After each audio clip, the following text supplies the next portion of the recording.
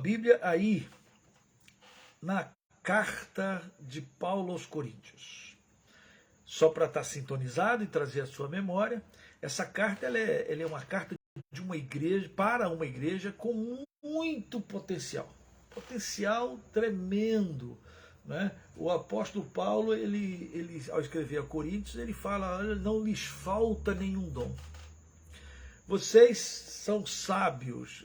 Paulo elogia a igreja, mas ao mesmo tempo Paulo percebe, porque irmãos escreveram, irmãos contaram, que a igreja de Corinto está passando também por um monte de problemas, um monte de dificuldades, e isso afeta. Agora, que bom que essa igreja de Corinto passou por esses problemas todos, que bom! Por quê? Porque aí Paulo escreveu essa carta para resolver os problemas daquela igreja, porém os problemas da igreja de Corinto estão dentro das nossas igrejas. O problema que acontece em Corinto também vira e mexe, está aqui, no dia 2000 anos depois. Está sendo repetido nas igrejas, nos lugares, nos corações. É impressionante como essa palavra, escrita há tanto tempo, ela continua tão atual. Tão atual. Quais tem um problema? Tem problemas aqui de todas as ordens. Por exemplo, que nós já até abordamos, fala de soberba, fala de irmãos que consideram ou desconsideram os outros, que acham que uns são mais importantes que os outros. Tem histórias aqui de irmãos que fazem partidarismos. Olha que coisa, naquela época tinha igreja que era partidarismo. E até usava a questão de, eu sou de Paulo, eu sou de Apolo, um grande, excelente pregador, eu sou de Pedro, não é? Ou Cefas, não, eu sou de Cristo. Até bem espiritual. Eu sou de Cristo, eu não sou de Paulo, não sou de Pedro, como se Pedro e Paulo e Apolo não fossem de Cristo. Enfim, esses grupinhos eram formados na igreja de Corinto. A gente também tem isso aqui. Pensa direitinho, você vai descobrir que tem sempre um grupinho eu gosto mais de Beltrano, eu gosto de Ciclano. E aí faz acepção. Opa, Paulo vai chamar isso de crente carnal. O que marca o ser crente carnal é partidarismo. Uma das coisas que marcam, né? Faz parte dessa questão de ser carnal. Por quê? A igreja de Coríntios, esse é um outro problema, ela devia crescer e participar de coisas, vamos dizer assim, suculentas, espirituais, né? Ela devia desenvolver a sua salvação, a sua fé, e na verdade a igreja estava apequenando. E Paulo tem que dizer, olha, eu queria dar para vocês leite, né? Leite não, eu queria dar para vocês uma carne, no sentido de alimento pesado, mas vocês não podem suportar, então eu tenho que dar mingauzinho, leitinho, porque vocês são criancinhas ainda. Então, veja, que coisa, e olha como isso é tão atual. Tem gente que se diz crente, mas ele não é espiritual. E você sabe, aí ele faz a distinção entre, nós temos 3 tipos de ser humano. Nós temos aquele que é natural, isto é, nascido, né, viveu, mas não tem Jesus. Todo aquele que não tem Jesus, não tem o Espírito Santo, ele é um ser natural. Ele caminha, ele respira, ele recebe as bênçãos de Deus, as graças de Deus ainda caem também sobre ele, porque faz chuva e faz sol, né? Deus está aí, mas ele não quer saber de Deus, ele não tem Jesus, ele é um homem natural. E o homem natural não consegue discernir as coisas espirituais, porque as coisas espirituais se discernem espiritualmente. Em outras palavras, tem o homem espiritual. O que é o homem espiritual? O homem espiritual é aquele que recebe o Espírito Santo e vive pelo Espírito Santo. Paulo, em outra carta, ele vai dizer, já não sou eu quem vivo, mas quem vive em mim é o Espírito, é Cristo. Cristo vive em mim e no poder dele é que eu vivo. Isso é um ser espiritual. Deus, Pai, Filho e Espírito Santo em nós. E ele dirige os nossos passos. Vivemos para a glória do Senhor. O problema é que Paulo vai acrescentar um terceiro elemento, que é aquele crente, é aquela pessoa que, tendo a presença de Deus, que se diz crente, que crê em Jesus, mas ele ainda age como um homem natural, ele é um crente carnal. E esse é um dos grandes problemas nossos. É que nós temos hoje também, como tinha na igreja de Corinto, as pessoas que são crentes e crentes carnais. No capítulo 5, que nós já estudamos, Paulo aborda o problema da sensualidade, o problema da imoralidade. E existia na igreja, dentro da igreja de Corinto, imoralidade. E aí ele vai tratar de um caso assim, abjeto, exagerado. Ele diz assim, que nem no mundo, nem os incrédulos cometem esse pecado. E aí ele fala lá no capítulo 5, versículo 1. Olha, gente que se atreva a possuir a mulher do pai. Isso nem nos gentios, nem nos incrédulos, nem no mundo isso acontece. Quer dizer, dentro da igreja evangélica de Corinto, tinha coisas assim do arco da velha. Aí você diz, já se viu, tem aquela igreja evangélica tal, também tem uns problemas lá, tem uns problemas. É verdade, veja, a igreja também tem. E por que a igreja não resolve os problemas? A igreja de Corinto não resolvia.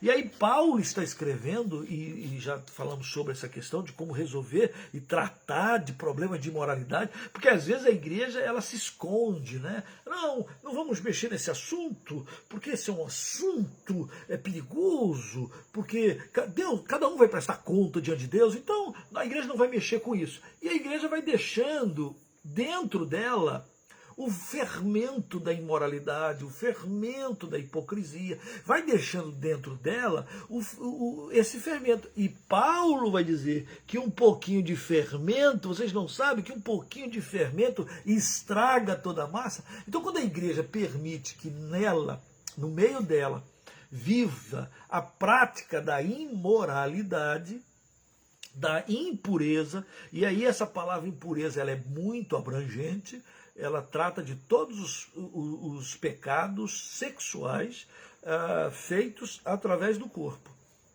E dentro de impureza você tem um pacote. E aí Paulo vai destrinchar mais na frente e até em outros lugares. Então fala do relacionamento errado entre um homem e uma mulher.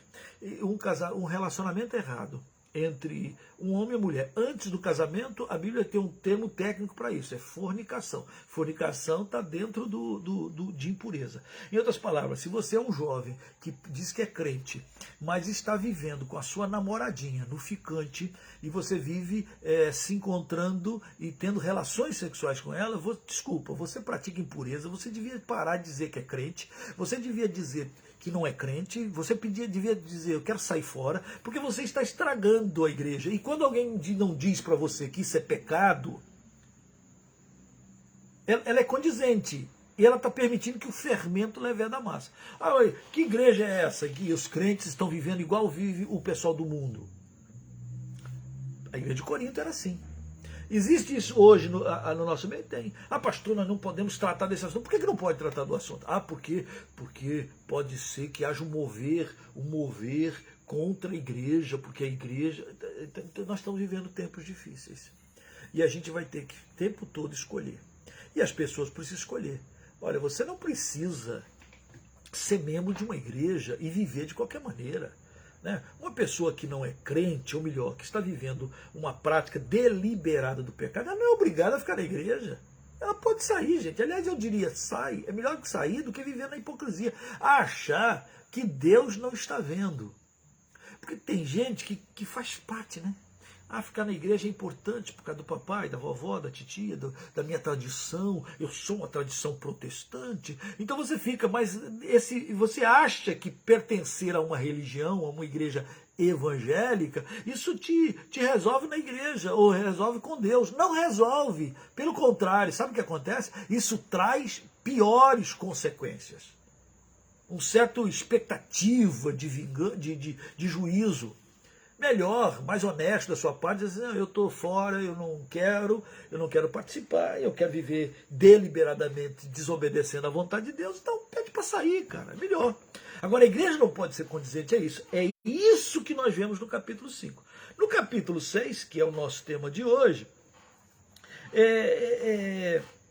Paulo vai colocar outro assunto, que também tem a ver com os mesmos problemas eu diria, de imaturidade, de demonstrar que somos crentes carnais ou criancinhas, né? Gente que não tem firmeza, gente que não tem solidez, então vai vivendo de qualquer maneira.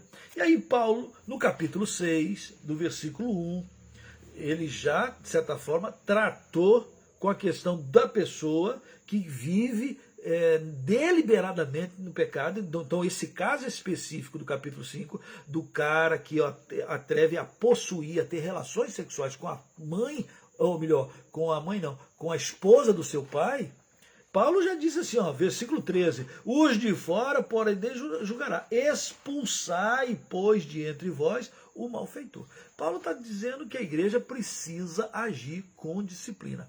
Agora, agir com disciplina não é aterrorizar ninguém.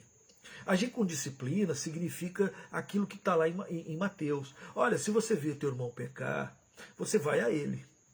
Você vai ao irmão e diz, irmão, eu estou vendo aí, você está vivendo uma situação, a história é tão... E você conversa com a pessoa, eu vi você pecar, eu estou vendo isso, me explica aqui. Aí a pessoa vai dizer, você não tem nada a ver com a minha vida. A pessoa pode dizer isso para você. Se a pessoa dizer, você não tem nada a ver com a minha vida, você tem. A Bíblia diz lá que você deve pegar mais 2, 3 testemunhas e você tem que voltar a ele e dizer, irmão, a Bíblia diz isso, isso e isso. Então a pessoa tem que dizer, olha, você está tendo relações sexuais com a mãe do seu pai, que vergonha, que não sei o que lá. A Bíblia fala de pureza, a Bíblia não fala de impureza, a Bíblia fala de santidade, a Bíblia não fala de viver na esbórnia. Então a igreja, você volta a ele, é um trabalho difícil. Se ele se arrepender, diz o Senhor Jesus, se ele se arrepender, errei, você ganhou seu irmão. Então o processo disciplinar é ganhar o irmão. Mas tem gente que está no meio da igreja que não quer viver com Cristo. Se a pessoa não quer, aí o que você tem que fazer? Você tem que levar para a igreja, diz-o à igreja. Olha, irmão, fulano de tal foi visto fazendo isso, isso e isso, foi arguído, fomos atrás dele 2 vezes e ele não quer saber de nada. Então nós estamos aqui dizendo que fulano de tal está sendo excluído. E ser excluído, aqui Paulo usa um termo que algumas pessoas ficam assim, ele usa um termo assim, seja entregue a Satanás. Se outrora ele era uma pessoa que estava debaixo da poderosa mão de Deus, mas ele está vivendo na prática deliberada de pecado. O que Paulo diz? Tira fora. Ele não quer nada com Deus. Esse tirar fora, tira da proteção, da graça, do poder. Aí você tira fora. Quando tira fora, se eu não estou debaixo de Deus, eu estou debaixo de quem? Paulo diz aqui, entregue a Satanás. Esse é um termo difícil. Porque aí o satanésio se acha no direito de fazer aquilo que a Bíblia diz que o diabo veio para matar, roubar e destruir. E não dá nem para invocar aquele texto. Se Deus é por nós, quem será contra nós? Se Deus é por nós, ninguém é contra nós. Mas quando nós saímos da presença de Deus, Deus não é por nós. E aí cai na espora de Satanás. É o que Paulo diz no capítulo 5. No capítulo 6, Paulo dá mais um problema. Aventura-se algum de vós, tendo questão contra outro, a submetê-lo a juízo perante os injustos, e não perante os santos. Ou não sabeis que os santos hão de julgar o mundo? Ora, se o mundo deverá ser julgado por vós, sois acaso indignos de julgar as coisas mínimas? Não sabeis que havemos de julgar os próprios anjos? Quanto mais as coisas dessa vida. Entretanto, vós, quando tendes a julgar negócios terrenos, constituís um tribunal daqueles que não têm nenhuma aceitação na igreja. Para vergonha vou-lo digo. Não há, porventura, nem ao menos um sábio entre vós que possa julgar no meio da irmandade, no meio dos irmãos? Mas irá um irmão a juízo contra outro irmão, e isto perante a incrédulos? O só existir entre vós demandas já é completa derrota para vós outros. Por que não sofreis antes a injustiça? Por que não sofreis antes o dano? Mas vós mesmos fazeis a injustiça e fazeis o dano, e isso aos próprios irmãos. Ou não sabeis que os injustos não herdarão o reino de Deus? Não vos enganeis. Nem impuros, nem idólatras, nem adúlteros, nem efeminados, nem sodomitas, nem ladrões, nem avarentos, nem bêbados, nem maldizentes, nem roubadores herdarão o reino de Deus. Tais foste alguns de vós, mas vós vos lavastes, mas fostes santificados, mas fostes justificados em nome do Senhor Jesus Cristo e no Espírito de nosso Deus. Então qual é a situação aqui agora? Olha que coisa impressionante. A situação é que dentro da igreja existiam irmãos que estavam discutindo, brigando por qualquer causa. Vamos dar um exemplo aqui qualquer, banal. Eu comprei um carro do meu irmão Zebedeu das Couves. Mas o Zebedeu das Couves me vendeu um carro defeituoso, muito ruim. Na hora parecia bom, mas depois foi muito ruim. E aí, em vez de eu conversar com meu irmão Zebedeu das Couves, irmão, vamos conversar aqui, chega um ponto que os dois não conversam, e aí resultado, os dois se dizendo crentes, cristãos, eles vão a um juiz que não crê em Deus, que não crê em Jesus, que não crê, e entram um contra o outro. Arruma advogado aqui, advogado ali, entra, é juiz. Aí Paulo diz assim, um crente está entrando na justiça contra outro cristão. Veja, aqui, Paulo está dizendo, isso é completa derrota. A derrota nem é entrar na justiça. Entrar na justiça dos homens, dos incrédulos, contra irmãos da mesma fé. Paulo está dizendo que isto é completa derrota. Entrar é mau testemunho. Imagina um juiz incrédulo. O juiz incrédulo vai julgar entre os crentes. E aí Paulo diz assim, você não sabe que os justos, isto é, os crentes, os santos, os salvos em Cristo Jesus, vão julgar o mundo? Como é que você está querendo que o mundo julgue a causa dos crentes? Que vergonha! E aí Paulo diz assim, era melhor, e só ter demanda já é problema, melhor você sofrer o dano. Eu comprei do irmãozinho lá, mas tá bom, deixa para lá. Deixa para lá. Melhor sofrer o dano, diz o apóstolo Paulo.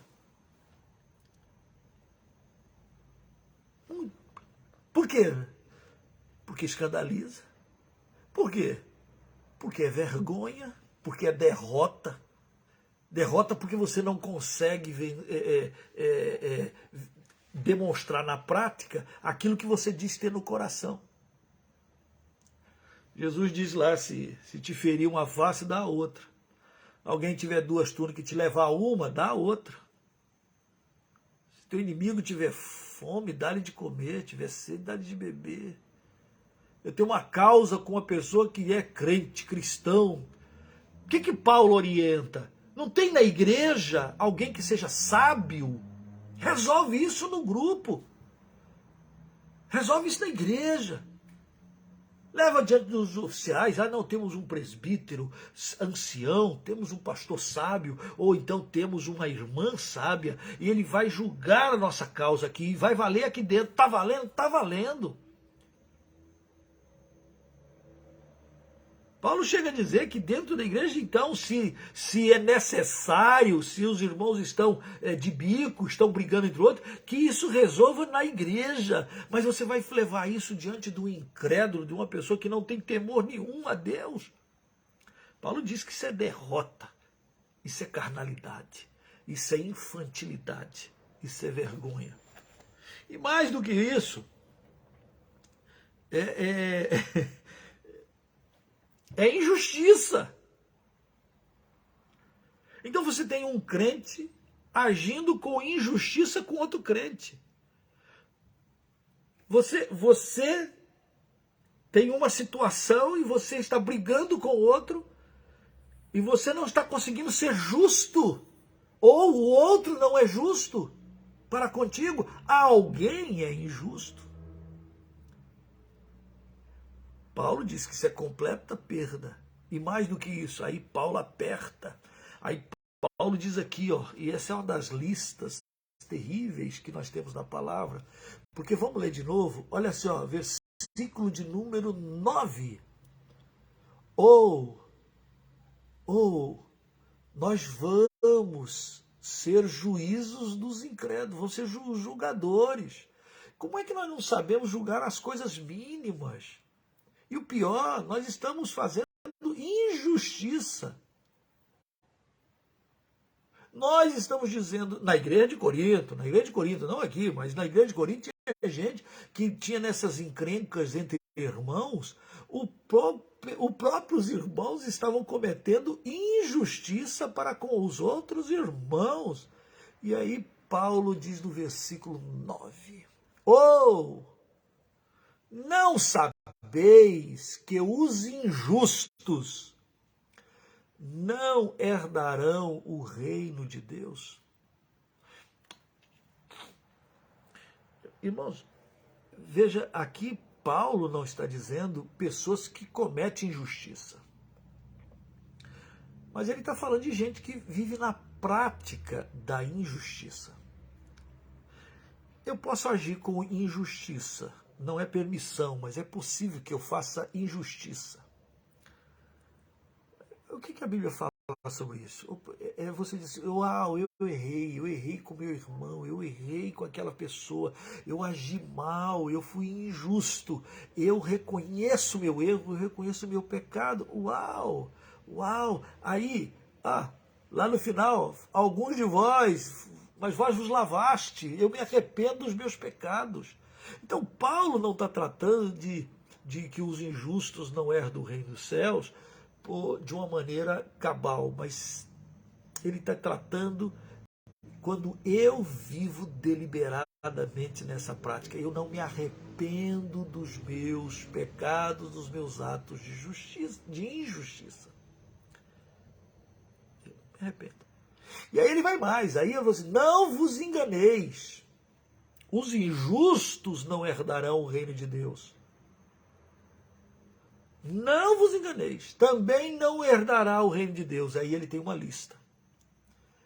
Não herdará o reino de Deus os impuros. Mas pastor, eu fui batizado. Mas se você vive na prática deliberada da impureza, querido. Se você acha que Deus tem obrigação. Nem idólatras. Quem vive achando que o ídolo pode resolver isso.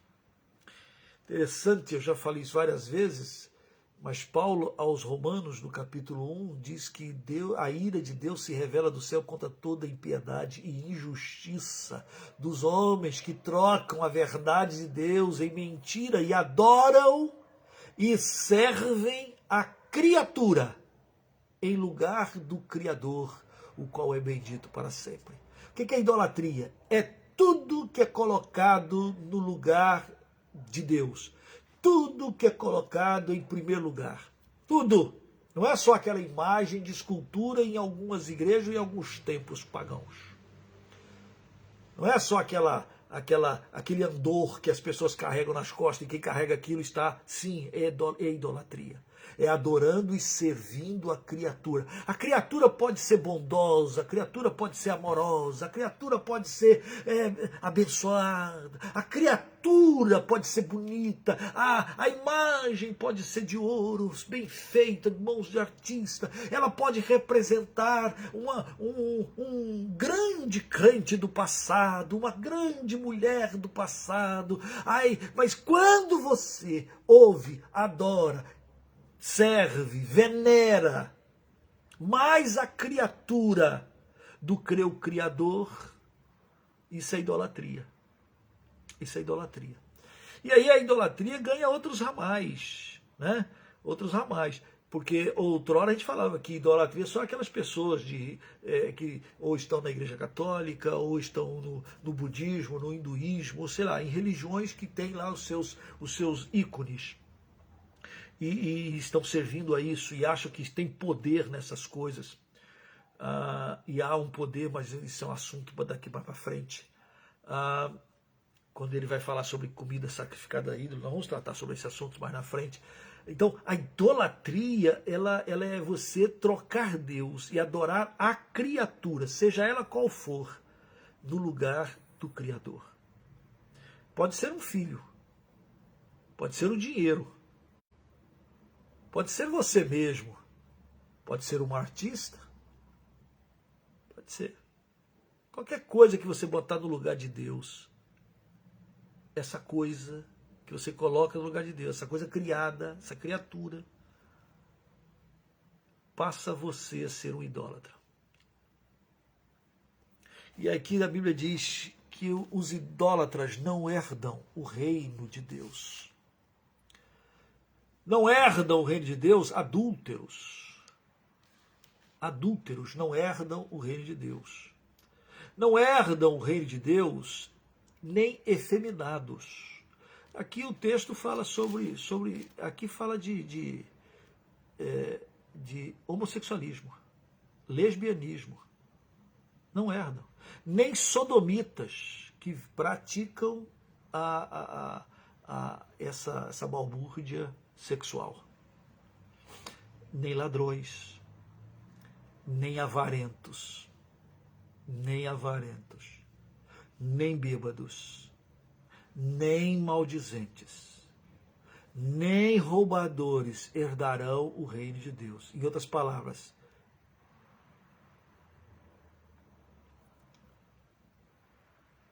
há uma lista, sim. Há coisas, sim. Há atos, sim. Há pecados, sim, que afastam o homem do reino de Deus. E quando nós pregamos o Evangelho é: venha, filho meu, dá-me o teu coração. Filho meu, eu tenho para você o que é melhor.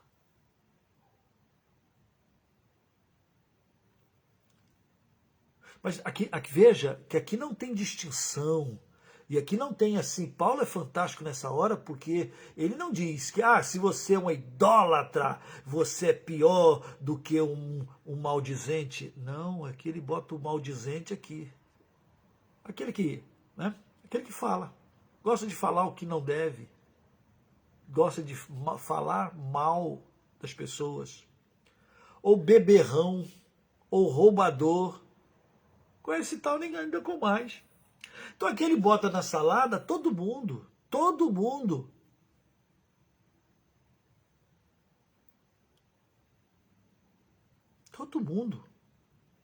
Maldizentes ou roubadores herdarão o reino de Deus. E aí, olha que coisa linda, ele termina aqui. Ainda bem que ele termina com o versículo 11, esse pedaço aqui. Ele escreve assim: tais fostes alguns de vós. O que ele quer dizer é que dentro da igreja existe um monte de ex. Né? Então, ele diz lá, olha, alguns de vocês eram idólatras, alguns de vocês eram efeminados, alguns de vocês eram impuras, alguns de vocês eram adúlteros, alguns de vocês eram maldizentes, alguns de vocês eram avarentos, alguns de vocês eram bêbados, outros eram maldizentes, mas vocês se arrependeram. tais foste alguns de vós. A igreja de Corinto era a igreja de ex alguma coisa. Todo mundo é alguma coisa, ex. Né? Eu, pastor, sem Jesus eu era um solitário. Agora Deus anda comigo. Pastor, eu sem Jesus era um mulherengo. Eu sem Jesus era um cara que levava vantagem em tudo, roubadorzinho. Eu sem Jesus, pastor, eu era beberrão pra caramba, ficava caindo pelas ruas da cidade, sujando e me lambuzando. Eu sem Jesus, pastor, eu era um adúltero. Eu sem Jesus, qualquer coisa, qualquer outra coisa. Não é? Nós éramos. Todo aquele que aceitou Jesus, ele só aceita Jesus porque ele reconhece que ele é pecador. Se tem uma coisa fantástica no Evangelho, é você dizer assim, eu sou pecador. Foi o meu pecado, eu reconheço o meu pecado, e o meu pecado me afastou de Deus, e o meu pecado moveu, de certa forma, a misericórdia de Deus, porque Deus envia o seu único filho para morrer na cruz por causa do meu pecado, do seu pecado, do nosso pecado. Qualquer que seja. Qualquer que seja. Você de repente, porque eu nunca fui roubador. Muito bem. Não, mas de repente era beberrão. Não, talvez, eu nunca fiquei pela sarjeta embriagado, eu não sou beberrão, eu não sou roubador, mas de repente era um adúlterozinho ou impuro, gostava de ter um monte de relações fora do casamento, ou antes, ou depois, ou no meio do casamento. Não, mas isso aí, pastor, é homem, né? É homem, não, meu filho, aqui é o pacote, aqui é o pacote. Pastor, eu não sou um efeminado, eu sou um macho. Tá bom, um macho o quê? Um macho alfa, maldizente.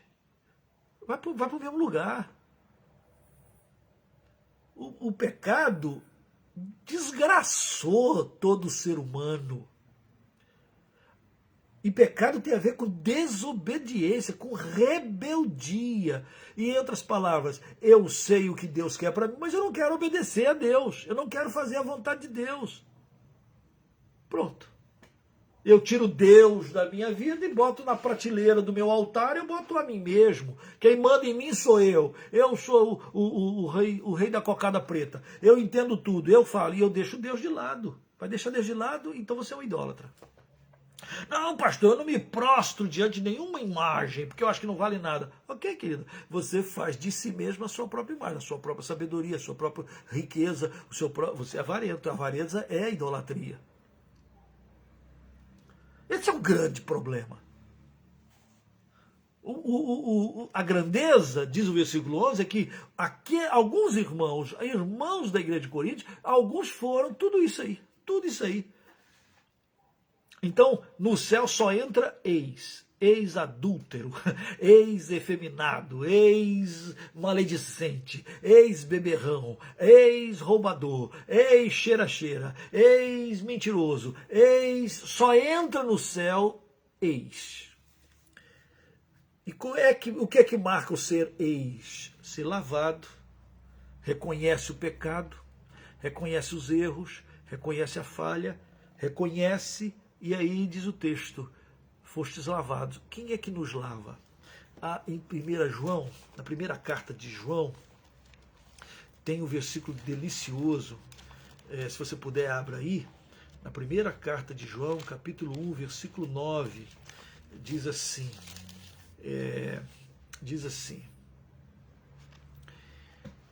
se confessarmos os nossos pecados, Ele é fiel e justo para nos perdoar os pecados, qualquer pecado, e nos purificar de toda injustiça.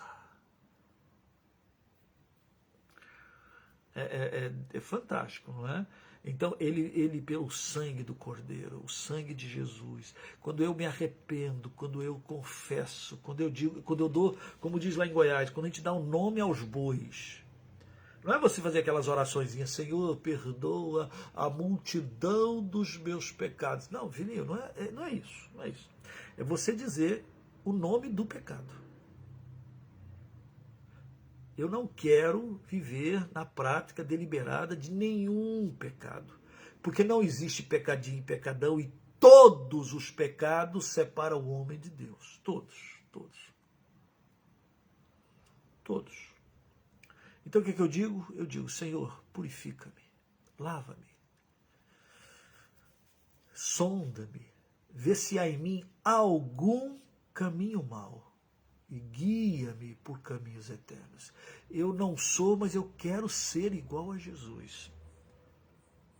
Todo dia, Senhor, vasculha a minha vida e meu interior, faz de mim melhor. Eu não quero viver deliberadamente na prática de nenhum pecado. A igreja de Corinto passava por essas coisas. Mas não é só a igreja de Corinto, né? A gente vê hoje tantas coisas assim que o pessoal vai perdendo o rigor. Cara, eu sou crente, como é que eu posso brigar com o irmão e levá-lo à justiça? Será que não tem ninguém na igreja que pode julgar? Pode até ser que aquela pessoa que se diz irmão não conhece a Deus, não quer saber de Deus, não quer saber da igreja, não quer saber de Jesus. Pode até ser. Paulo não está dizendo que você muitas vezes não tem que ir aos tribunais. Não, Paulo não está dizendo isso. Paulo está dizendo aqui explicitamente que é melhor você sofrer o dano, que é melhor você fazer qualquer outra coisa, mas você não deve brigar, você não deve contender com os irmãos. Isso é símbolo de carnalidade, isso é símbolo de infantilidade, e Paulo diz é completa derrota.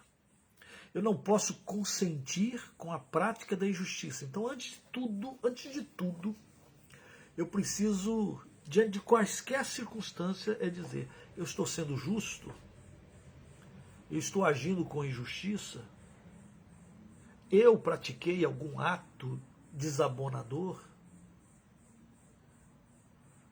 Se sim, você só tem uma saída. Você tem que correr para Jesus, confessar, resolve, restaura, conserta com seu irmão. Aliás, a palavra de Deus diz, se você tiver uma oferta para dar, e vai levar a sua oferta para colocar no altar, e você lembrar que o irmão tem alguma coisa contra você, tem alguma coisa aí que não está batendo, que os irmãos, nós não estamos vivendo em paz, tem algum probleminha, a Bíblia diz lá, Papai do céu, que você deixa a sua oferta ali, não oferece, vai lá, reconcilia com o teu irmão. E aí sim a tua oferta vai fazer diferença. E aí sim a tua oferta vai ser aceitável. Não pelos homens. Porque na igreja eu vou dizer uma coisa para você, o pessoal tem igreja por aí, então que o pessoal tá doido. Isso, daqui, dá.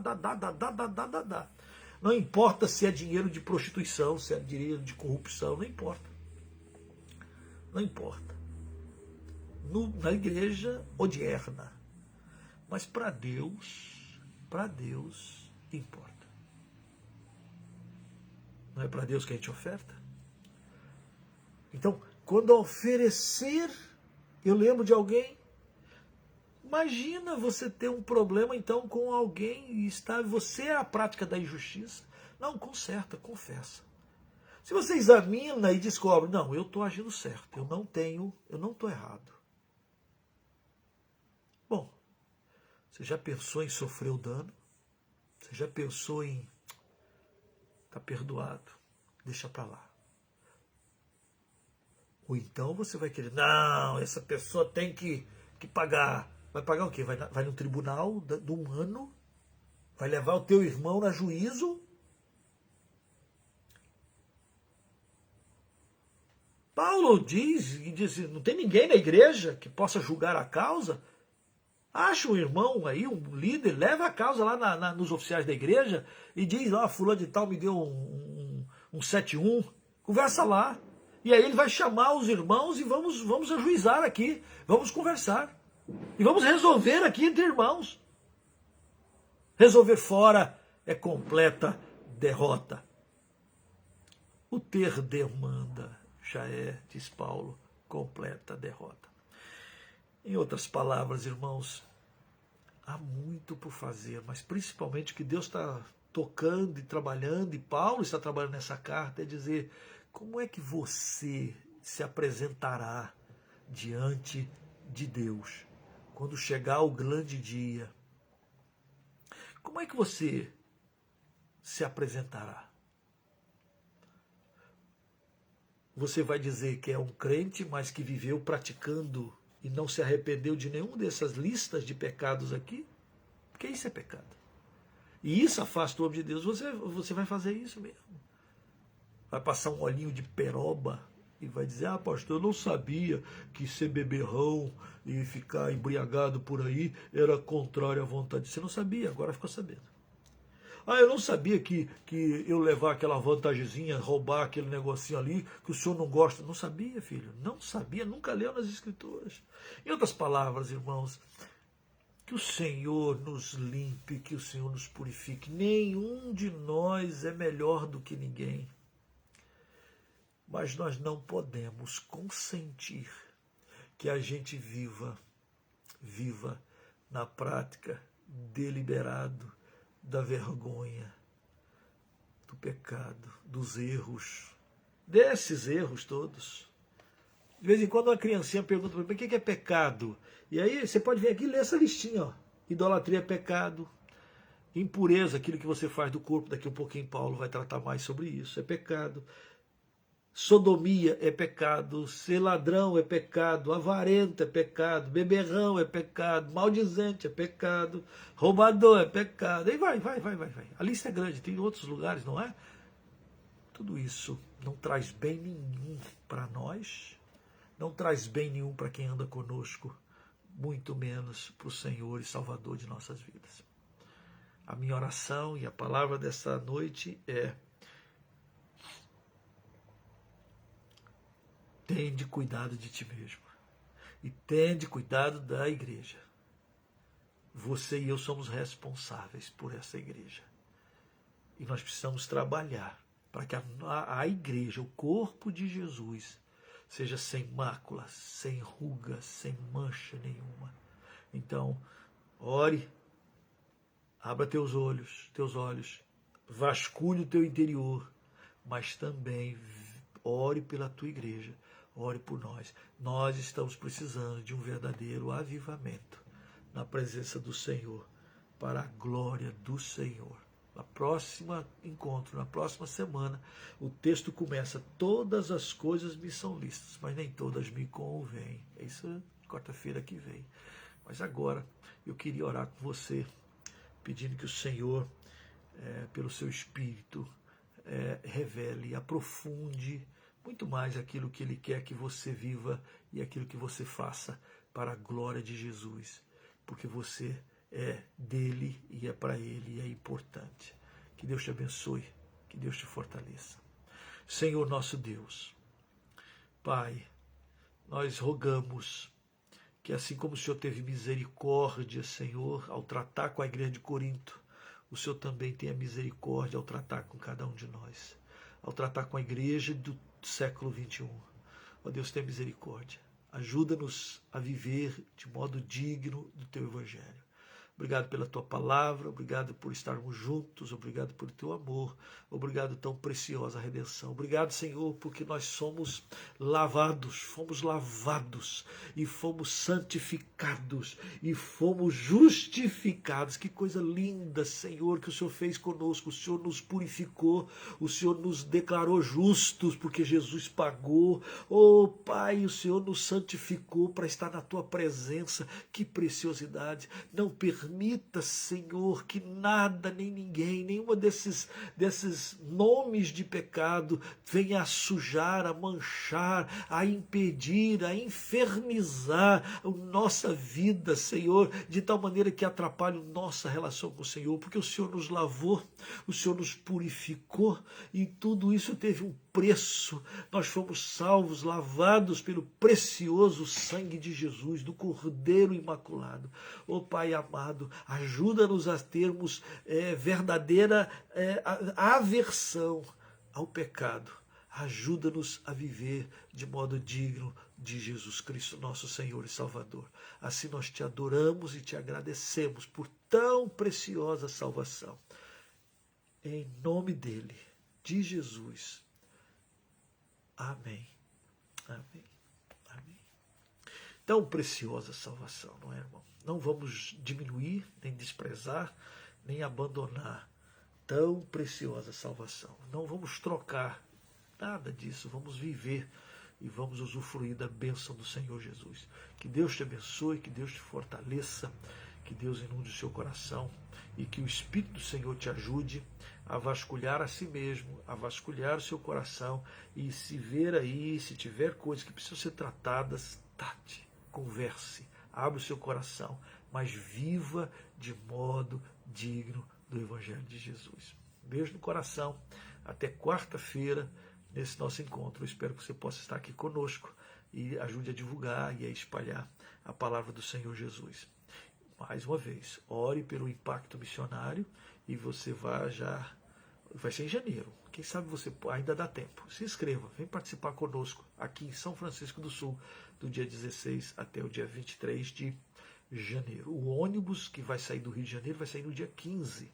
Né? Então, se você mora no Rio de Janeiro, você pode vir. Se você mora aqui perto, você vem de tantas outras maneiras. Tá certo? Entra lá no site que você tem as informações necessárias.